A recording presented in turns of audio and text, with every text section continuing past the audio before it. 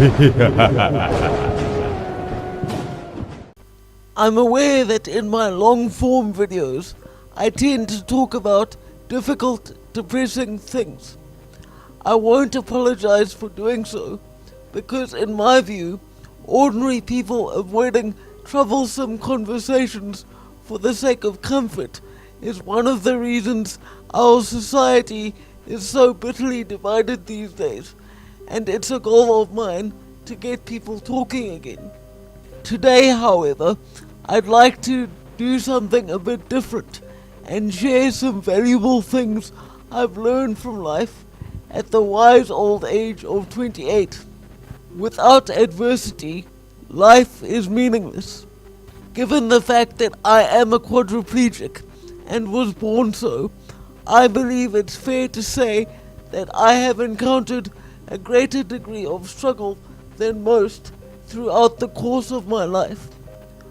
One of the things that makes me uneasy about modern culture is that normal people have a bad habit of ascribing to the disabled the grace and virtue of a deity, treating us as profound superheroes just for getting out of bed in the morning. This is something you really shouldn't do.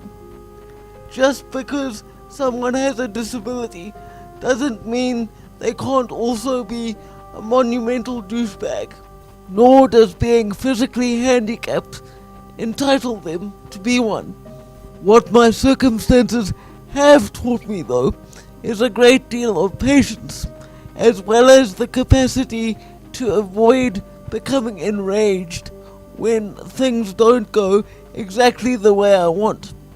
So often I see people who have lives that to someone like me seem worthy of deep gratitude, only to watch them freak out and throw a tantrum because some minor aspect didn't go according to plan.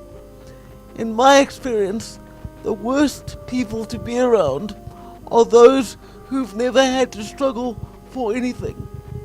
Because if you never struggle, nothing you have has any meaning.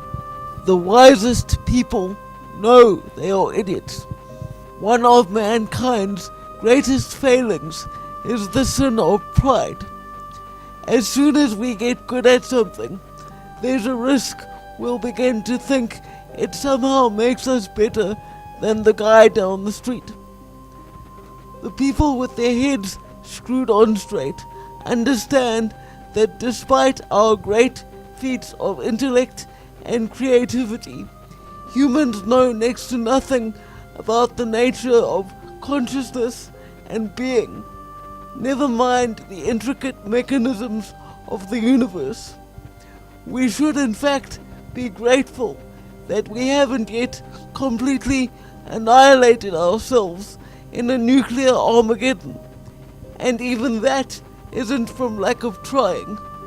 Have you ever wondered why criminals placed in solitary confinement for their own safety tend to go crazy, even if they have no prior recorded history of mental illness?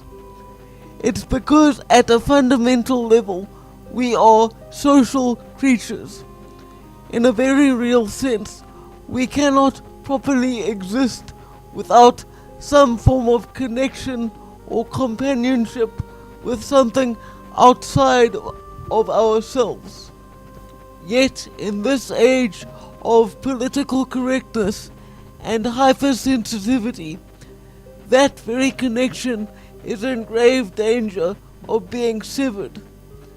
More times than I can count, when I meet new people, they'll start a question with, "I hope this doesn't offend you, but..."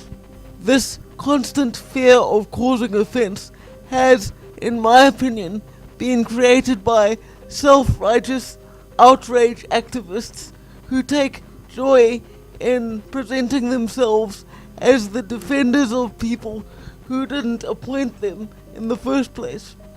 How am I, as someone with cerebral palsy, supposed to help others understand the realities of my condition if they're too afraid even to talk about it.